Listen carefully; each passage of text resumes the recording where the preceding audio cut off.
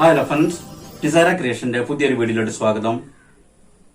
ഇന്നത്തെ നമ്മുടെ വീഡിയോ നാം വരക്കുന്ന ചിത്രങ്ങൾക്ക്, തുണിയിലൊക്കെ വരക്കുന്ന ചിത്രങ്ങൾ എങ്ങനെയാണ് ഒരു എംബോസിംഗ് എഫക്റ്റ് കിട്ടുന്നത് എന്നതാണ്. നാം കാണാറില്ല നമ്മുടെ കുട്ടികളുടെ ഡ്രസ്സുകളിലൊക്കെ ഉള്ള ചിത്രങ്ങള് തുണിയിൽ നിന്നും ഒന്ന് ഹൈലൈറ്റ് ചെയ്ത് ഒന്ന് പ്രൊജക്ട് ചെയ്ത് ഇങ്ങനെ നിൽക്കുന്ന കാണാം. അത്തരം എംബോസിംഗ് രീതി എങ്ങനെയാണ് എന്നതാണ് ഇന്നത്തെ നമ്മുടെ വീഡിയോ. എല്ലാവർക്കും വളരെ ഈസി ആയിട്ട് ചെയ്തെടുക്കാൻ പറ്റുന്ന ഒരു മെത്തേഡാണ്.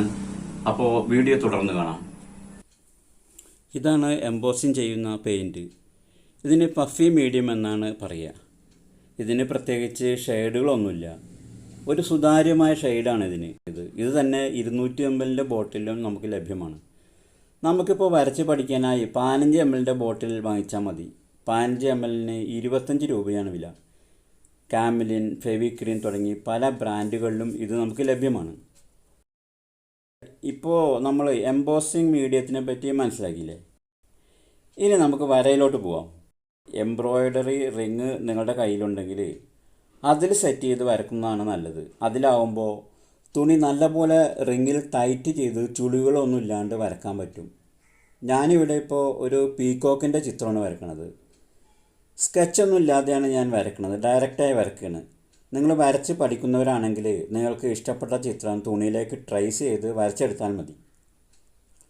പഫ് മീഡിയം ഉപയോഗിക്കുന്നതിന് മുമ്പായി നല്ല പോലെ ഒന്ന് ഷെയ്ക്ക് ചെയ്ത് ഒന്ന് നല്ലപോലെ ഇളക്കിയിട്ട് വേണം അത് ഉപയോഗിക്കാൻ. മറ്റു കളറുകൾ ചേർക്കുന്നത് പോലെ പഫ് മീഡിയത്തിൽ ഒട്ടും വെള്ളം ചേർക്കരുത്. വെള്ളം ചേർത്ത് കഴിഞ്ഞാൽ എംബോസിംഗ് എഫക്റ്റ് നമുക്ക് കിട്ടുകയില്ല. ഡയറക്റ്റായി പഫ് മീഡിയം കൊണ്ട് വരച്ചാൽ മതി. ഇത് വരക്കുമ്പോൾ ഒരു കളർ ഷെയ്ഡും നമുക്ക് തോന്നുകയില്ല. ഇത് വരച്ച് കഴിയുമ്പോൾ ഒരു കളർ ഷെയ്ഡും നമുക്ക് തോന്നില്ല. വളരെ നേരിയ രീതിയിൽ ഒരു ഓഫ് വൈറ്റ് ഷെയ്ഡിലായിരിക്കും ഇത് നമ്മൾ വരക്കുമ്പോൾ. അതുപോലെ സ്പ്രെഡ് ആവാതെ കഴിയുന്നതും ഷാർപ്പായിട്ട് വരച്ചെടുക്കണം. സ്പ്രെഡായി കഴിഞ്ഞാൽ എംബോസിങ് ചെയ്യുമ്പോഴൊക്കെ നാം ഉദ്ദേശിക്കുന്ന ഒരു എഫക്റ്റ്, ഒരു ഫീല് നമുക്ക് കിട്ടില്ല.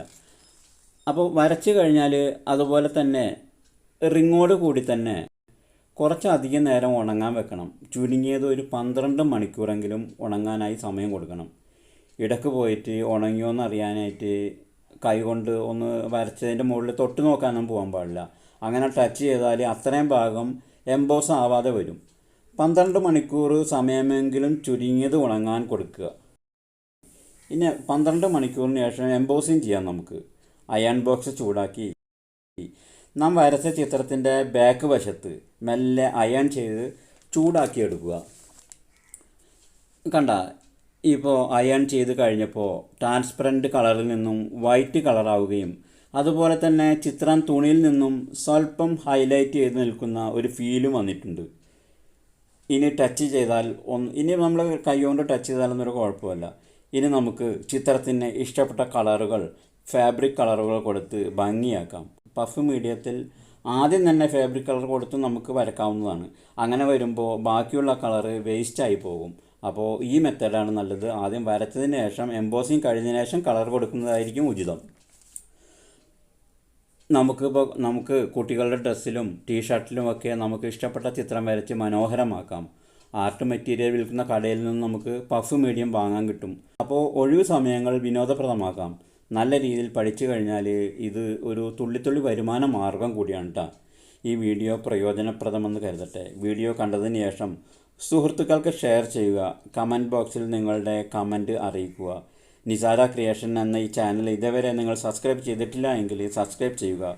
കൂടെയുള്ള ബെൽ ഐക്കൺ കൂടി ഒന്ന് അമർത്തിയാൽ ഞാനിടുന്ന എല്ലാ വീഡിയോകളും നിങ്ങൾക്ക് ലഭിക്കും. ഇനി മറ്റൊരു വിഷയവുമായി വീണ്ടും കണ്ടുമുട്ടുന്നവരെ ഗുഡ് ബൈ.